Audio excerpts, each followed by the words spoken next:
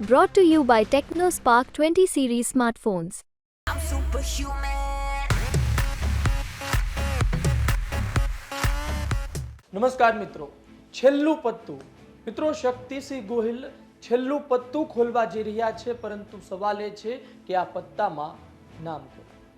છેલ્લી ચબરખી 4 બેઠક, પરંતુ તેમાં નામ કોના? આમ તો બધી બેઠકોમાં નામ જાહેર થઈ ચૂક્યા છે, પરંતુ 4 બેઠક તેવી છે કે જેમાં હજુ સુધી કોંગ્રેસે તેના ઉમેદવાર જાહેર નથી કર્યા.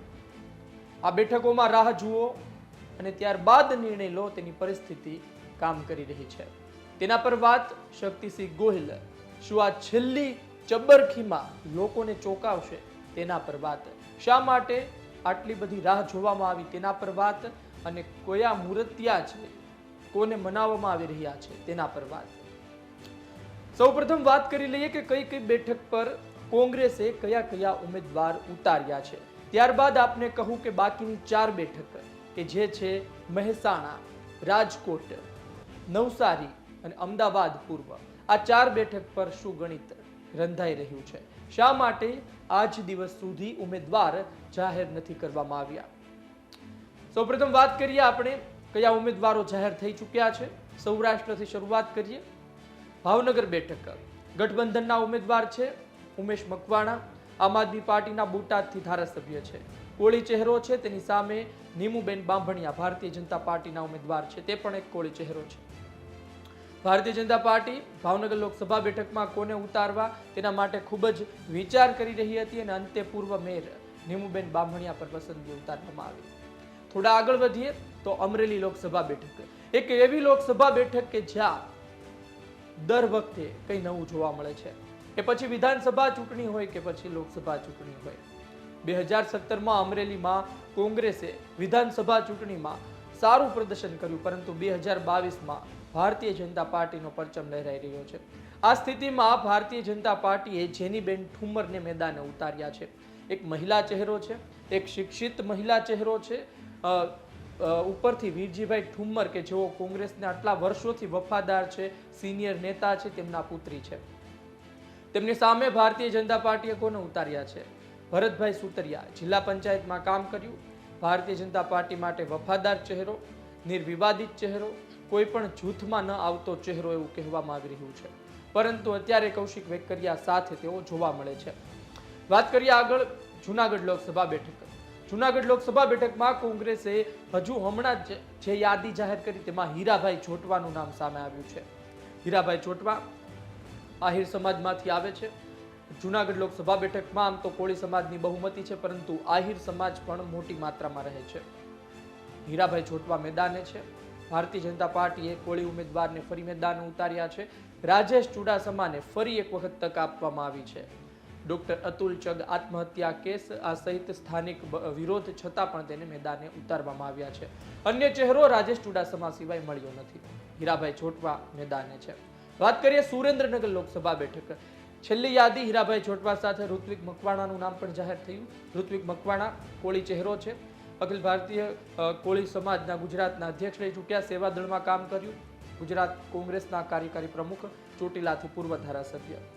ઋત્વિક મકવાણા મેદાને છે. સુરેન્દ્રનગરથી તેની સામે ચંદુભાઈ સિહોરા છે. બંને કોળી ચહેરા છે, પરંતુ વાત એ છે કે ઋત્વિક મકવાણા છે તળપદા કોળી છે, જ્યારે ચંદુભાઈ સિહોરા છે એ જે મુજબ માહિતી મળી છે મુજબ તેઓ ચુવાડિયા કોળી છે.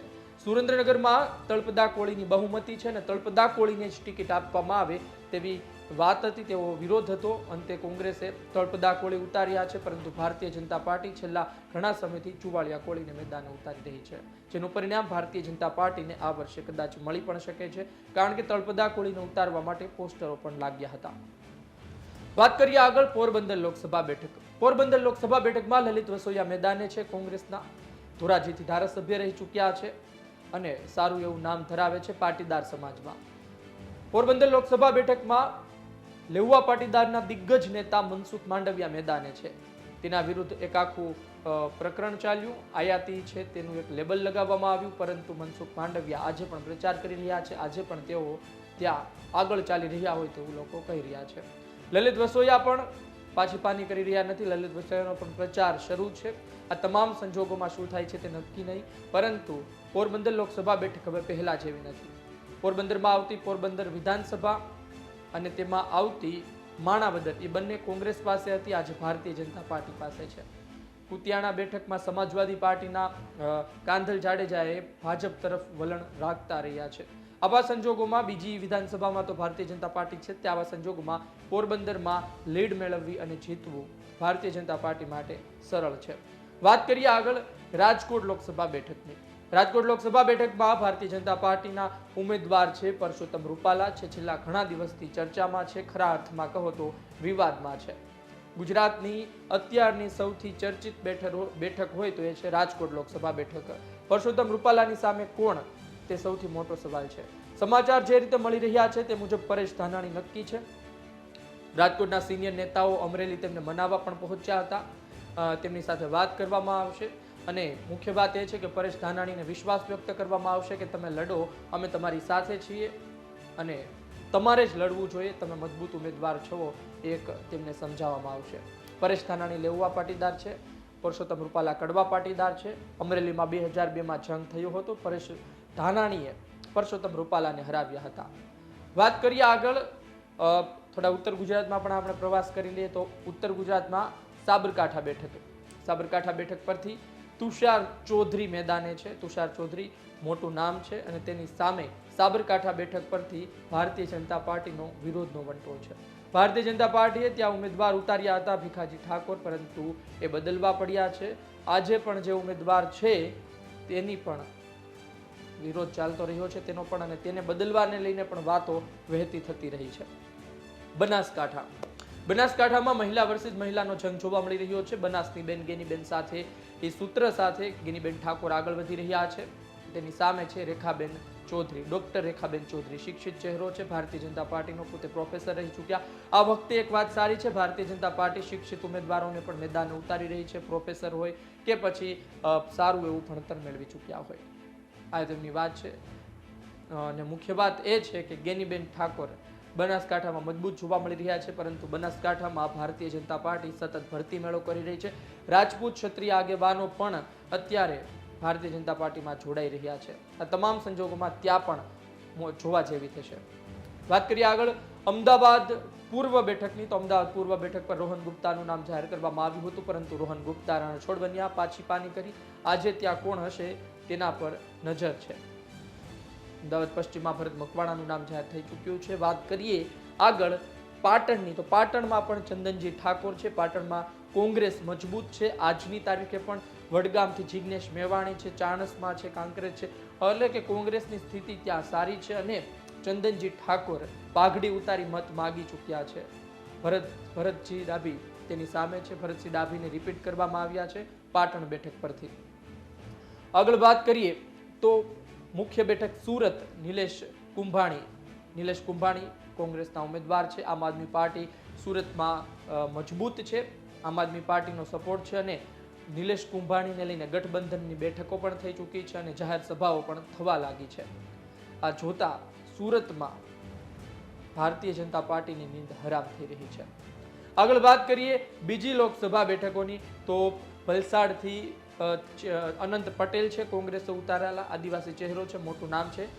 બારડોલીથી તુષાર ચૌધરી છે, એ નવા યુવા ચહેરા તરીકે તેમને ઉતારવામાં આવ્યા છે. તે પણ એક સારું નામ ધરાવે છે અને સ્થાનિક સંગઠનમાં પણ સારી પકડ ધરાવે છે. કચ્છમાં નીતેશ લલનને ઉતારવામાં આવ્યા છે, જ્યારે વિનોદ ચાવડા ભારતીય જનતા પાર્ટી તરફથી મેદાને છે. આગળ વાત કરીએ છોટાઉદેપુર, તો સુખરામ રાઠવા છે અને સુખરામ રાઠવા તમે ઓળખો છો, કેટલા દિગ્ગજ નેતા છે, તેને કોંગ્રેસે આ વખતે ફરી ઉતાર્યા છે. બીજી વાત કરીએ તો જે મુખ્ય બેઠકો છે કે જ્યાં હજુ પણ ઉમેદવાર જાહેર કરવામાં આવ્યા નથી, એ બેઠક નવસારી છે CR પાટીલની. વડોદરામાં જાહેર કરવામાં આવ્યા નહોતા, પરંતુ છેલ્લી યાદીમાં જાહેર થઈ ચૂક્યા છે. જશવંતસિંહ પઢિયાર વડોદરાથી છે, તેની સામે હેમાંગ જોશી છે, ડોક્ટર હેમાંગ જોશી. આ સાથે આણંદથી અમિત ચાવડા છે, દિગ્ગજ નેતા. આણંદ બેઠક આમ પણ તેના પરિવારની રહી છે. ભરતસિંહ પોતે સોલંકી પોતે લડી ચૂક્યા છે. ઈશ્વરભાઈ ચાવડા પણ લડ્યા હતા એક સમયે. આગળ વાત કરીએ ખેડાની કાળુસિંહ ડાભી છે, પંચમહાલથી ગુલાબસિંહ ચૌહાણ છે. આ તમામ સંજોગોમાં હજુ પણ નવસારીમાં જગ્યા ખાલી છે. આ તમામ સંજોગોમાં હજુ પણ મહેસાણામાં જગ્યા ખાલી છે. આ તમામ સંજોગોમાં હજુ પણ અમદાવાદ પૂર્વ ખાલી પડેલી છે. આ તમામ સંજોગોમાં રાજકોટ હજુ પણ ખાલી છે. આ તમામ 4 બેઠકમાં કોકડું ગૂંચવાયેલું છે. પરેશ ધાનાણી રાજકોટથી લગભગ નક્કી હોય તેવું માનવામાં આવી રહ્યું છે. પરેશ ધાનાણી જે રીતે સક્રિય થયા છે, જોતા લોકો કહી રહ્યા છે કે પરેશ ધાનાણી પોતે પણ હવે લડવા ઈચ્છા ધરાવે છે. બસ હાઈકમાન્ડ કહે એટલે નામ જાહેર થશે. પરસોત્તમ રૂપાલાની ઉમેદવારીની રાહ જોવામાં આવી રહી હતી. પરસોત્તમ રૂપાલા હવે ઉમેદવારી પત્ર ફોર્મ ભરશે, તેની તારીખ પણ જાહેર કરી દીધી છે. એટલે કે પરેશ ધાનાણીને મનાવવા માટે અમરેલી રાજકોટ કોંગ્રેસના નેતાઓ ગયા હતા. વાત કરીએ મહેસાણા બેઠકની. મહેસાણા બેઠકમાં પાટીદાર સમાજનું પ્રભુત્વ છે, ત્યારબાદ ઠાકોર સમાજ આવે છે, ત્યારબાદ દલિત સમાજ આવતા હોય છે. એટલે કે ઠાકોર અથવા પાટીદાર સમાજમાંથી કોંગ્રેસના ઉમેદવાર હોઈ શકે છે. ઠાકોર ઉમેદવાર પણ કોંગ્રેસ ઉતારી શકે છે. વાત કરીએ અમદાવાદ પૂર્વની, તો અમદાવાદ પૂર્વમાં હજુ પણ નામ જાહેર થયું નથી, પરંતુ પટેલ અટક સાથેના ઉમેદવાર સામે આવી શકે છે. અને મુખ્ય વાત એ છે કે રોહન ગુપ્તા પોતે પાછીપાની કરી ચૂક્યા છે. તેની સામે કોને મૂકવું એ પણ કોંગ્રેસ આજે પણ વિચારી રહી છે. નવસારી બેઠક CR પાટીલ મોટી લીડ સાથે જીતતા આવ્યા છે અને ગુજરાત ભાજપના પ્રદેશ અધ્યક્ષ છે.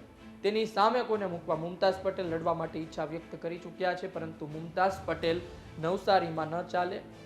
CR પાટીલ અલગ પોતે સ્તરના નેતા છે અને મુમતાઝ પટેલ હજુ CR પાટીલ સામે ન ચાલે તેવી ચર્ચા જાગી હતી. કોંગ્રેસ રાહ જોઈ રહી છે કે નવસારીમાં કોને મૂકવામાં આવે.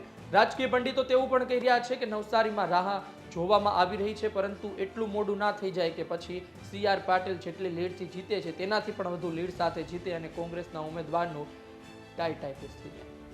નવસારી બેઠક પર કોણ ઉતરશે, મહેસાણા બેઠક પર કોણ ઉતરશે, રાજકોટ બેઠક પર કોણ ઉતરશે, અમદાવાદ પૂર્વ બેઠક પર કોણ ઉતરશે તેના પર નજર રહેશે. પરંતુ એક વાત સ્પષ્ટ છે કે શક્તિસિંહ ગોહિલના છેલ્લા પત્તા પર, છેલ્લી 4 પર, છેલ્લી ચબરખી પર લોકોની નજર છે. અને આ 4 બેઠક આવ્યા બાદ લોકોને એક ચિત્ર સ્પષ્ટ થઈ જશે કે કોંગ્રેસના ઉમેદવારો કોણ છે અને કોંગ્રેસ કઈ રીતે આગળ વધી રહી છે. કોંગ્રેસ આગળ જતા શું કરી શકે છે, તેનું ભવિષ્ય કેવું છે, ઉમેદવારો પરથી તમે કહી શકશો. પરંતુ હવે 4 બેઠક, છેલ્લી ચબરખી, છેલ્લી ચાલ, છેલ્લું પત્તું, આપને શું લાગી રહ્યું છે, કોના નામ હોઈ શકે છે? રાજકોટથી સારા ઉમેદવાર કોણ કોંગ્રેસના? અમદાવાદ પૂર્વથી કોંગ્રેસના સારા ઉમેદવાર કોણ? મહેસાણાથી કોંગ્રેસના સારા ઉમેદવાર કોણ?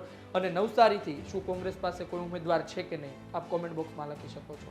આ વિડીયો પસંદ આવ્યો હોય તો લાઈક શેર કરવાનું ચૂકતા નહીં. આપના અભિપ્રાયની અમને રાહ રહેશે. મને આપશો રજા. નમસ્કાર.